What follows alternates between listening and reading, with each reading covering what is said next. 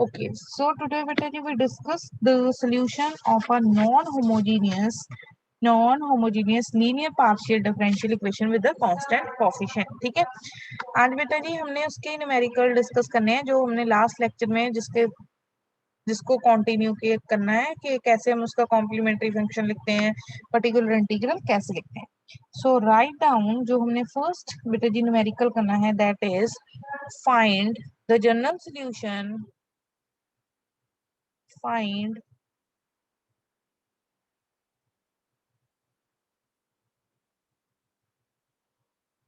Find the general solution of dx square minus 5 dy plus 20 into z is equal to e raised to power 5x plus 9y. ठीक है, पहले तो बेटा देखो आप लोगों ने यही चेक करना है कि ये आपकी जो इक्वेशन है वो लीनियर है कि नॉन.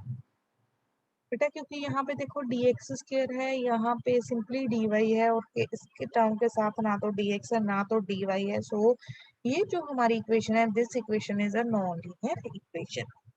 उसके बाद बेटा जी अगर हम चेक करें, एक तो ये नॉन लीनियर है, दूसरा बेटा जी क्या है कि जो हमारा, अब हम देख लेते हैं जो ऑपरेटर है उसके फैक्टर्स फाइंड हो रहे हैं कि नहीं.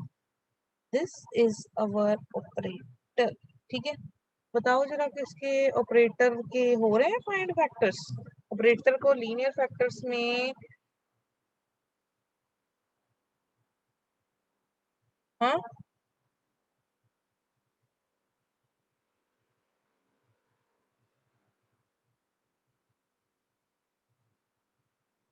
बोलो. यहाँ यस मैम हो रहे हैं. क्या कौन कौन से फैक्टर्स हैं, चलो जरा बताओ, शाबाश. Ma'am 1 minute.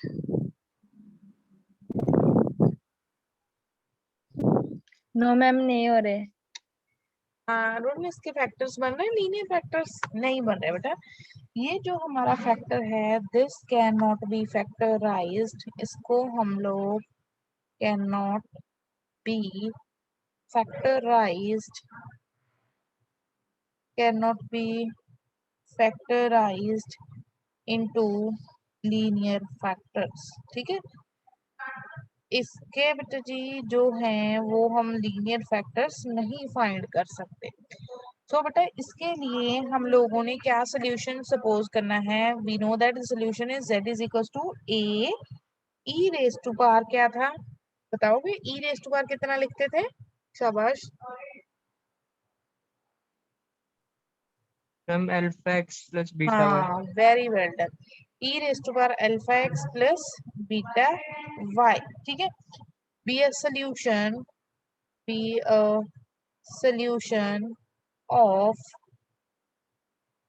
solution of equation 1. ठीक है, हमने सपोज कर लिया कि जो हमारे पास इक्वेशन है उसका सोल्यूशन है. अब बेटा जी हमें पता है कि जब हम ऐसा सोल्यूशन लेते हैं तो अल्फा और बीटा का रिलेशन हम कैसे लिखते हैं, F of alpha comma beta is equal to 0. तो बेटा यहाँ पे अगर देखो मैं इसका, जैसे कि हमने लास्ट टाइम भी निकाला था, पार्शियल डेरिवेटिव निकालेंगे with respect to x with respect to y. तो अगर मैं first time partial derivative find करूंगी विद रिस्पेक्ट टू एक्स तो वो कितना आ जाएगा, e alpha e raise to power alpha x plus beta y. ठीक है, तो सेकंड टाइम निकालूंगी तो मेरे पास क्या आ जाएगा, that is equal to a alpha square e raise to power alpha x plus beta y. ठीक है बेटा, with respect to y find करेंगे डेरिवेटिव ऑफ जेड, तो वो कितना आ जाएगा, a beta e raise to power alpha x plus beta y. ठीक है, अब बेटा हमने for finding the relationship between alpha and beta हम लोगों ने क्या करना है, हम लोगों ने क्या पुट करना है, F of alpha comma beta is equals to alpha comma beta is equals to 0. ठीक है, यहाँ से रिलेशन निकालते हैं. ठीक है, बेटा पुट करेंगे वहां पे, पहले क्या है dx स्क्वायर, तो वो कितना रहेगा a alpha square e raise to power alpha x plus beta y minus 5 times क्या है partial time derivative with respect to y a beta e raise to power alpha x plus beta y, ठीक है, plus क्या है हमारे पास plus 20 into z 20 a E raise to power alpha x plus beta y is equal to 0। बेटा यहाँ से अगर हम कॉमन टर्म लें तो कॉमन टर्म कौन सी आ रही है, a is a common, e raise to power alpha x plus beta y is a common, ठीक है।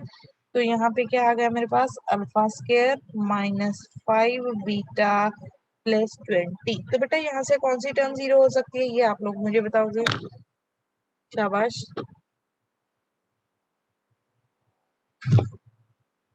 विच टर्म इज इक्वल टू 0, क्या a इक्वल टू 0 पॉसिबल है, बोलो शाबाश बेटा। No ma'am. क्यों, यहाँ क्यों नहीं हो सकता, मैम मैम क्योंकि फिर अंदर वाली भी 0 हो जाएगी, उसके हाँ साथ क्योंकि मल्टीप्लाई बेटा फिर करेंगे हमारा तो। सारा सोल्यूशन 0 हो जाएगा, सो दिस इज नॉट 0। सिमिलरली ये भी 0 नहीं हो सकता, ये क्रॉस लिखे हुए अल्फा लिखा, ठीक है।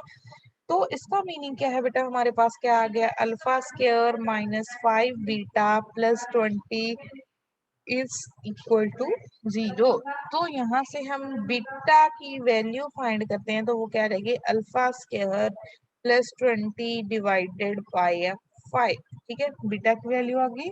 सो बेटा जो हमारा कॉम्प्लीमेंट्री फंक्शन है वो क्या रहेगा, therefore the complementary function A E raise to power क्या लिखा था हमने alpha x plus beta Y, तो बीटा की वैल्यू पुट कर दो alpha square plus 20 upon 5 into Y, so that is our complementary function, ठीक है। वेयर जो ए एंड अल्फा हैं these are the arbitrary constants, क्योंकि बेटा इनकी कोई भी वैल्यू हो सकती है, ये कोई फिक्स्ड नहीं है, arbitrary arbitrary arbitrary constants. So बेटा यहाँ तक किसी को कोई प्रॉब्लम है up to a complementary function, फिर तो सिर्फ हम लोगों ने पर्टिकुलर इंटीग्रल ही निकालना नो मैम। है। नो मैम क्लियर है। ओके चलो अब बेटा जब हमने इसके बाद क्या निकालना है आफ्टर दैट, ये तो था कॉम्प्लीट, क्योंकि बेटा जी जो जब हम इस डिफरेंशियल इक्वेशन को देखते हैं तो इसकी जो राइट हैंड साइड है वो क्या है नॉन जीरो, तो इसके दो पार्ट्स हो गए complementary function plus particular integral. अब बेटा पर्टिकुलर इंटीग्रल के लिए जैसे कि मैंने आपको बताया था कि जो हमने पहले रूल डिस्कस किए हैं वो सेम ही रूल अप्लाई होंगे। सो अब हम निकालते हैं इसका particular integral. So particular integral is given by 1 over operator, operator क्या है हमारा डी एक्स का स्क्वायर माइनस 5 डी वाई, ठीक है, प्लस 20 इंटू क्या है हमारा e raise to power 5x plus 2y, ठीक है। अब बेटा यहाँ पे आप लोगों ने 5x प्लस 9, बेटा ये जरूरी नहीं है dx dy नोटेशन ही यूज करनी है, क्योंकि देखो प्रीवियसली हम लोगों ने डी एक की थी डी, दूसरा रिप्रेजेंट किया था डी डैश के साथ, ठीक है। तो बेटा ये बुक टू बुक वेरी करता है कि वो कौन सी नोटेशन यूज करें, ठीक है। dx dy भी यही डिनोट करते हैं, dx का मीनिंग क्या है partial derivative with respect to x, dy का मीनिंग क्या है partial derivative with respect to y। तो जैसे हम लोगों ने पहले किया था d का मीनिंग क्या था partial derivative with respect to x, d dash का मीनिंग क्या था partial derivative with respect to y, ठीक है। तो ये भी नोटेशन यूज हो सकती है और वो प्रीवियस नोटेशन भी यूज हो सकती है। अब बेटा हमें पता है कि अगर ऐसा हो तो हम d को किसके साथ रिप्लेस करते हैं, we replace the value of dx, जो partial derivative with respect to x होता है उसको जो x का कोएफिशिएंट है उसके साथ, जो partial derivative with respect to y है उसको y के साथ, तो करते हैं replace, this is equals to 5 का स्क्वायर माइनस 5 इंटू 2 प्लस 20, ठीक है। तो देखो ये कितना आंसर आ रहा है,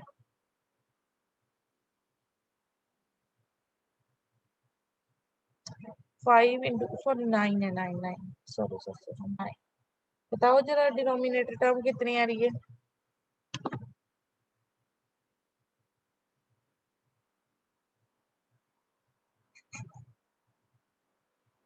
what is your denominator term? बेटा सिंपलीफाई करना मैम आप। 0। जीरो, मैम अगर 0। जीरो हो, हाँ जीरो हो तो क्या होता है हमारा? बाकी भी बताओ ना कौन, अगर डिनोमिनेटर जीरो हो। In case of failure, हाँ के 10, वेरी गुड। सो क्योंकि बेटा यहाँ पे जो नोमिनेटर है वो जीरो आ रहा है, तो ये हमारा क्या आ गया, केस ऑफ फेलियर। ठीक है, अब बेटा केस ऑफ फेलियर आ गया इस मेथड से। अब हम लोगों ने इसको किसी ना किसी तरह कोई ना कोई और मेथड अप्लाई करके सॉल्व करना है। उसके बाद बेटा जी देखो, अब यहाँ पे क्या है, एक्सपोनेंशियल। एक्सपोनेंशियल के केस में हम ये भी कर सकते थे कि एक्सपोनेंशियल को बाहर लिख दें, ठीक है, और बेटा जो dx है उसको किसके साथ रिप्लेस कर दें, dx प्लस 5 के साथ। यहाँ पे भी मेरे पास dy है, उसको किसके साथ रिप्लेस कर दें, -5 time dy plus 9 plus 20 into 1। बेटा ये भी हमने मेथड किया था कि अगर exponential raised to power ax plus by हो तो एक्सपोनेंशियल को हम बाहर शिफ्ट कर सकते हैं। ठीक है, एक्सपोनेंशियल को बाहर शिफ्ट करके अंदर बेटा जो dx है उसको किसके साथ रिप्लेस करना है, dx प्लस जो हमारे पास अल्फा x है जो भी है कोफिशिएंट। ठीक है, यहाँ पे जैसे 5 था, dx प्लस 5 के साथ -5 टाइम्स dy प्लस 9। अब इसको करो सिंप्लीफाई। ठीक है, अब बेटा देखो सिंप्लीफाई करो और बताओ मुझे डिनोमिनेटर कितना आ रहा आपका। सिंप्लीफाई करके बताओ पहले, सिंपली करो सिंप्लीफाई और बताओ कितनी टर्म आ रही। करिए बेटा इसको जल्दी से simplify. e raise to power 5x plus 9y whole square open करोगे,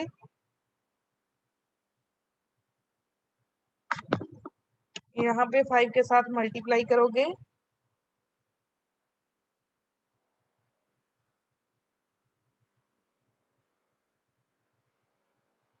करो बताओ बेटे जल्दी जल्दी जल्दी।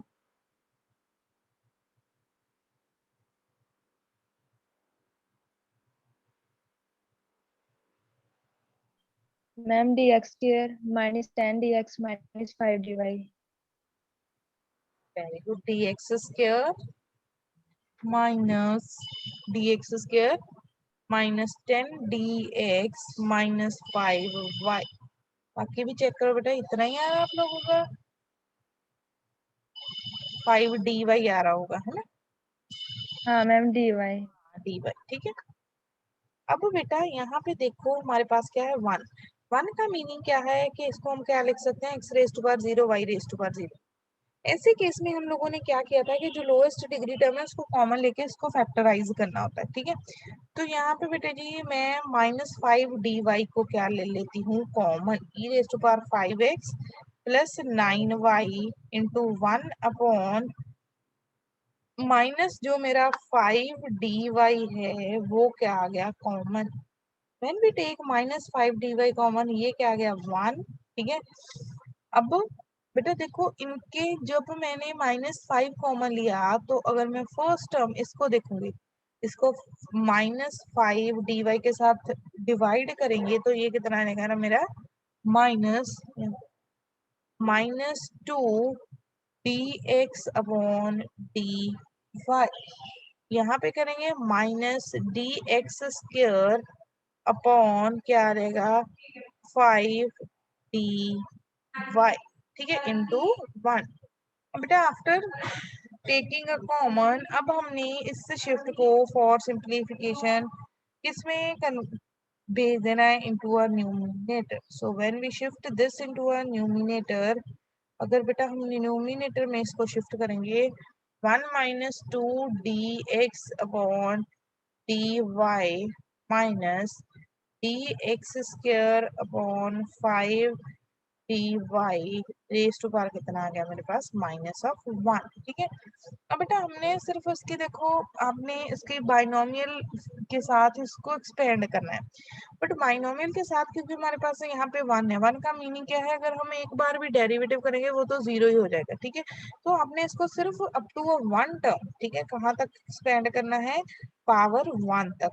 तो बेटा with the help of binomial अगर मैं इसको लिखती हूँ, ठीक है, तो वो कितना आ जाएगा 1 प्लस, ठीक है, तो बेटा 1 minus x raise to power -1 किसके इक्वल होता है 1 plus x square plus x cube up to so. यहाँ पे ये सारी वैल्यू किसकी है एक्स की, तो 1 + 2 dx upon dy minus dx² upon 5 dy into क्या आ जाएगा मेरा इंटू 1, ठीक है। अब बेटा जी चेक कीजिए यहाँ पे, इससे आगे तो बहुत इजी हो जाएगा। dx का मीनिंग क्या है, partial derivative with respect to x, तो बेटा 1 का partial derivative with respect to 1 x करोगे तो कितना आएगा,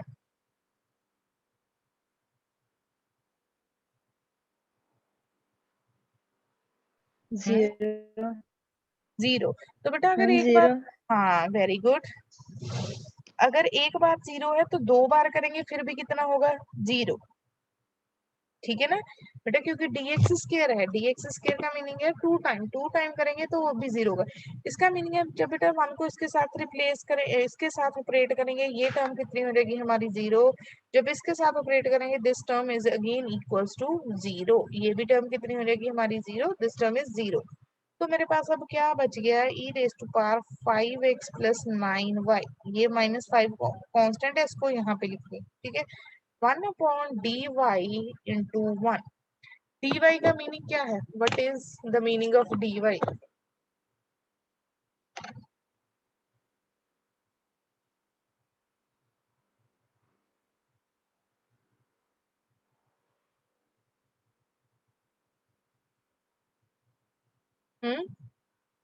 बेटा dy का मीनिंग क्या था, बताइए, शाबाश बेटा मैम मैम एकदम। पार्शियल शायद। डेरिवेटिव। नकुल बताएगा पहले आंसर, नहीं हाँ आप बाद में बता, हाँ नकुल क्या है,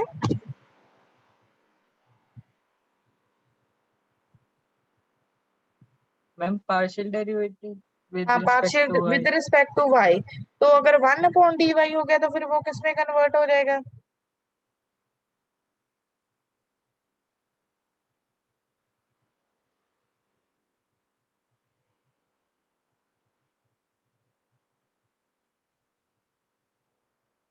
हम्म,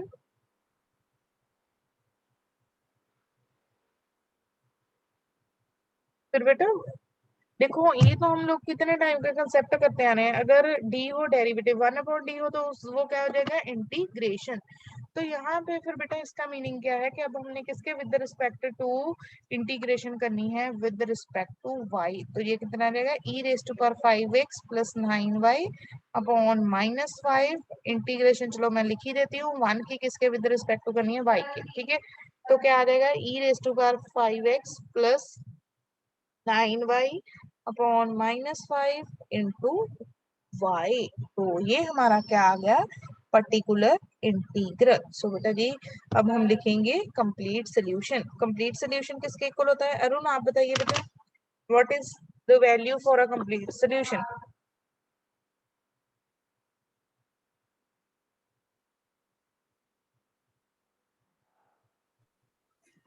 complementary function plus particular integral. हाँ तो बेटा यहाँ पे अब अगर मैं लिखूंगी तो मेरा क्या आ जाएगा, कॉम्प्लीमेंट्री फंक्शन हम लोगों ने फाइंड किया था, complementary function is summation a E raise to power alpha x plus alpha square plus 20/5 into y minus 1/5 e raise to power 5x plus 9y into 9, that is our complete solution. और complete solution किसके साथ denote होगा, with the dependent variable, और dependent variable कितना है z, ठीक है। तो बेटा देखो आप लोगों को मुझे तो लगता है जो पहले हम लोगों ने रूल किए हैं वो भी भूल गए हैं, ठीक है, कि अगर साइन हो कैसे करते हैं, एक्सपोनेंशियल हो तो उसको जब हमने पर्टिकुलर इंटीग्रल निकालना है तो कैसे सॉल्व करते हैं,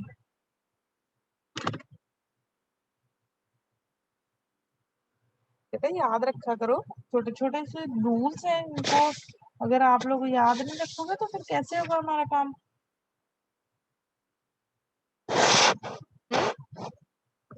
चलो लिखिए अब नेक्स्ट न्यूमेरिकल, अब आपने इसका मुझे बताना है सारा ही खुद ही। So the find the general solution find the general solution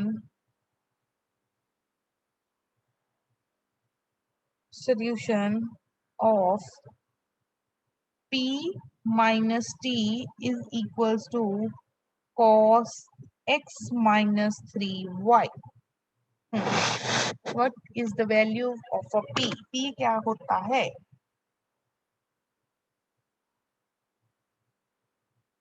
p तो हमने नोटेशन यूज की थी p q r s t. Ma'am p dy by dx.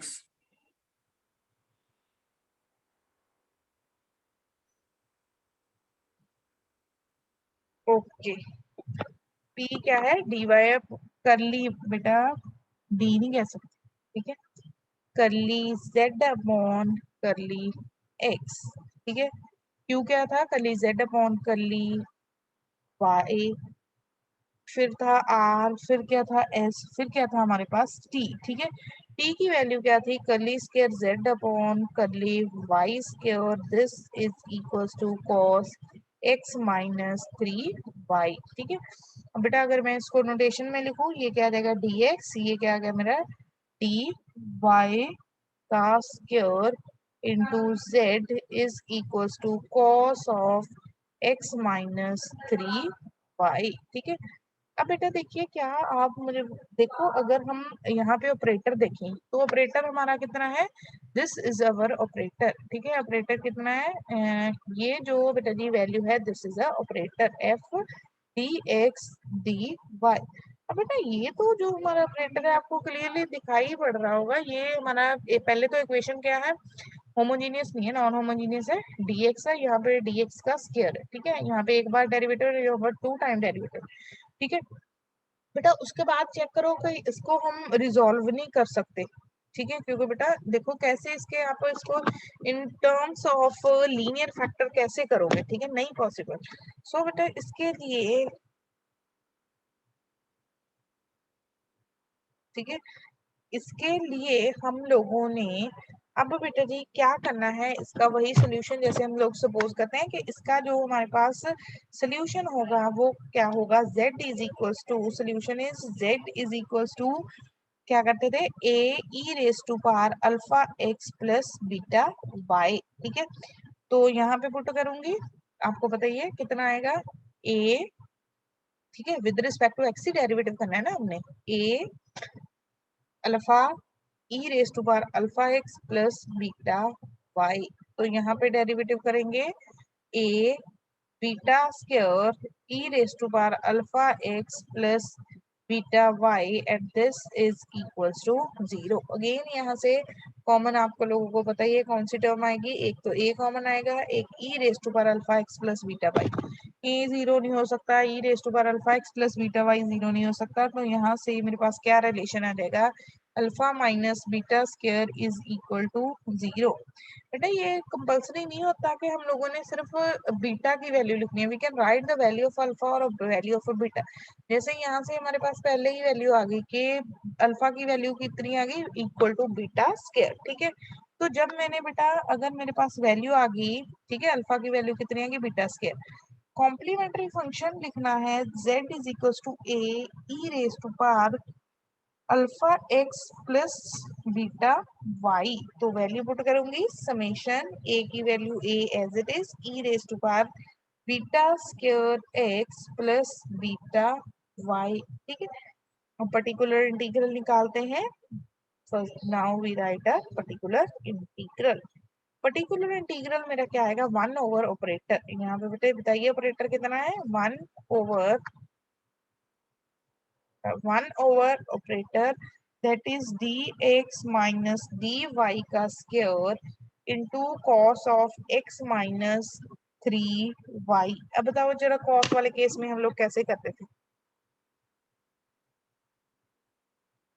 what we can do in case of अगर मेरे पास trigonometric function हो sin या cos.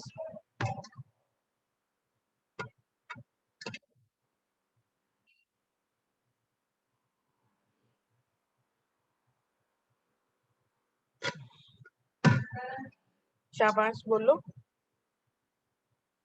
यहाँ याद है?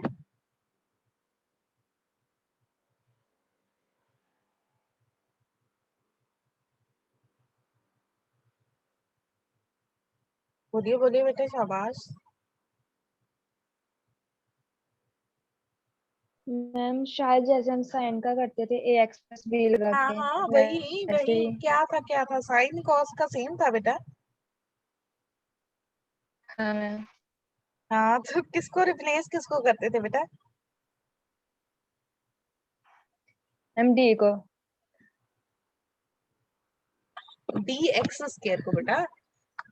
आप लोगों ने इसका मीनिंग याद नहीं रखा। उसमें हम लोग लिखते थे f of d square into d dash का स्क्वायर, ठीक है, और into a sine a x plus b y, ये आपको बताया हुआ है कि इनके लिए।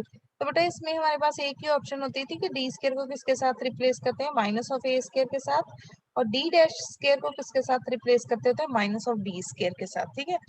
अब बेटा यहाँ पे अगर हम चेक करेंगे, पहला तो सिंपल ही है, डी एक्स ही रहेगा, इसको हम लोग कुछ नहीं कर सकते।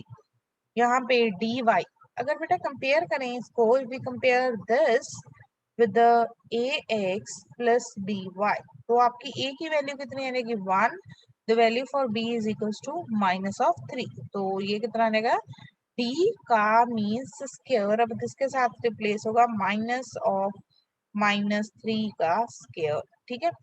तो ये कितना आएगा, -9, ठीक है। कितना आएगा बेटा जी, this is equals to -9 cos x -3 y, ठीक है। बेटा जी देखिए, अब हमारे पास क्या आ गया, D x plus 9 into cos of x -3 y। उसके बाद बेटा सिर्फ डिनोमिनेटर में एक हमारे पास लीनियर टर्म रह गई है, वो कौन सी है, डी एक्स प्लस 9।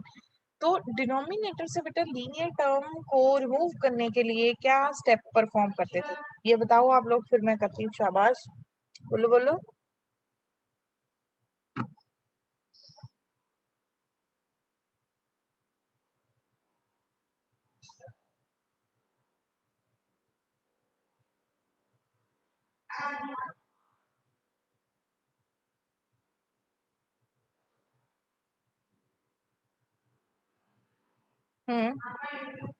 बोलो बोलो, शाबाश। नेहा याद है कि मैं बताऊं बेटा? अब बेटा इसको हम लोगों ने क्या कर देना है, रैशनलाइज, ठीक है। तभी बेटा डिनोमिनेटर में हमारे पास टर्म बनेगी और फिर हम इसको क्या कर सकते हैं, वैल्यू पुट, ठीक है। अब बेटा अगर आप देखोगे डिनोमिनेटर में हमारे पास कौन सा फॉर्मूला बन गया, in a denominator we have the formula ax square a square minus b square, a plus b a minus b, ठीक है। तो -9 का square cos x -3y, so now the value is dx -9 upon, again बेटा अब dx square आ गया, square वाली value को तो हम रिप्लेस कर सकते हैं, बट अब डी एक्स स्क्वायर को किसके साथ रिप्लेस करना है, चलो ये तो बता दो, डी एक्स स्क्वायर को किसके साथ रिप्लेस करना है? हम्म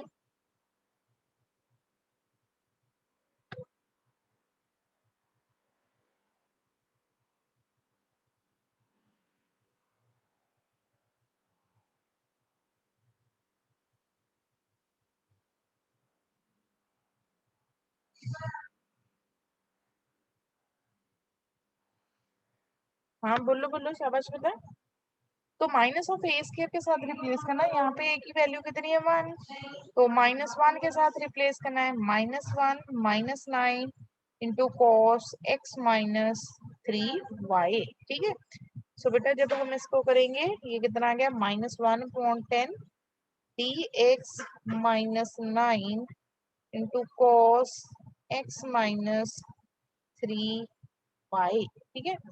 अब बेटा एक एक के साथ ये टर्म ऑपरेट हो जाएगी, dx cos x -3y -9 cos x -3y, इतना तो बता दो dx का मीनिंग क्या था, what is the meaning for dx? Ma'am partial derivative with respect to x. हाँ, तो अब बेटा cos का derivative cos x minus 3y का डेरिवेटिव करोगे विद रिस्पेक्ट टू x तो कितना आएगा?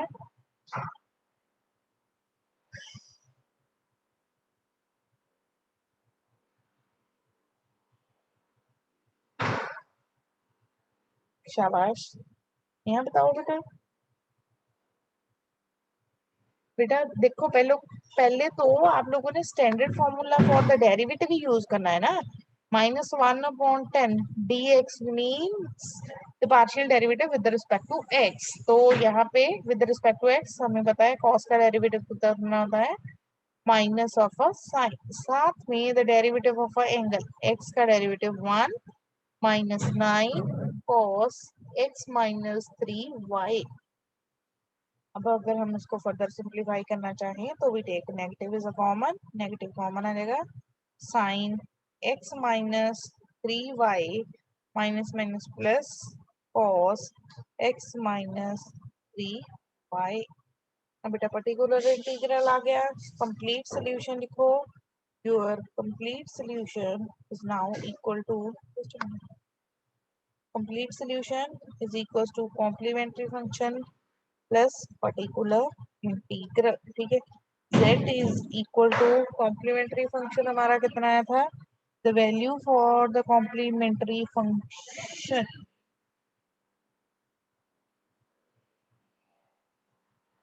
एक मिनट बेटा,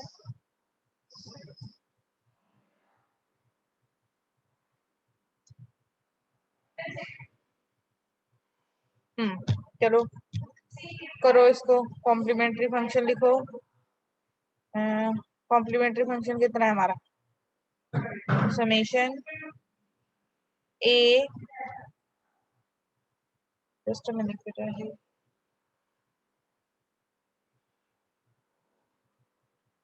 so that is equals to summation a e raised to power beta square into x plus beta y plus बेटा जी ये वैल्यू हम लोग जब सब्स्टिट्यूट करेंगे, when we substitute this value, okay sorry बेटा यहाँ पे 81 आना था, 9 का स्क्वायर 81, so this value is equal to 82।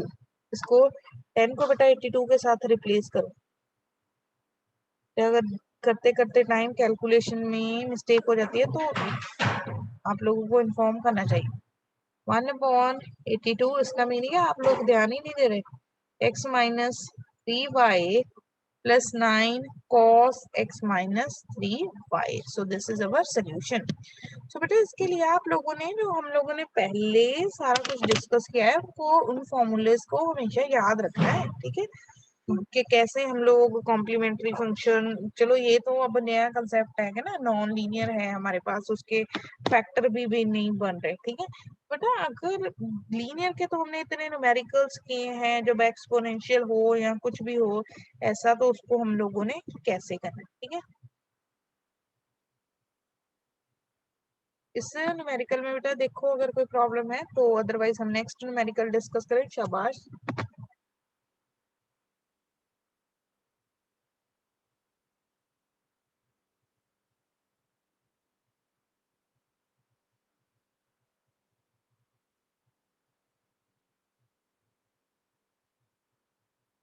हाँ यहाँ पे नॉन लीनियर था, फिर अल्फा की वैल्यू अब निकाली हमने in terms of beta square.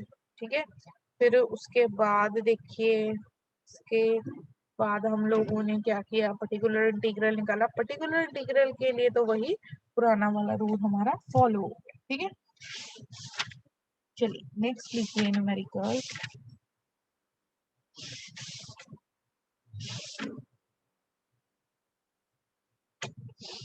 Next बेटा जी राइट डाउन। अब आप लोगों ने मुझे बताना है कि इसके जो मैं टर्म लिख रही हूँ उसके लीनियर फैक्टर्स बन रहे हैं कि नहीं बन रहे। ठीक है,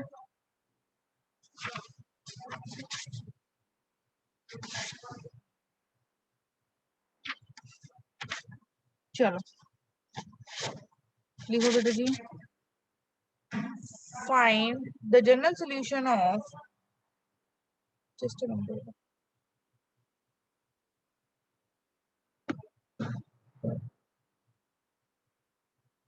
x.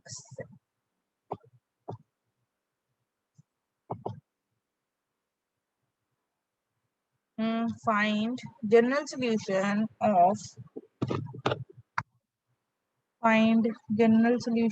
of 2dx dy plus dy square minus 3dy into z is equals to 50 sin 3x minus 2y.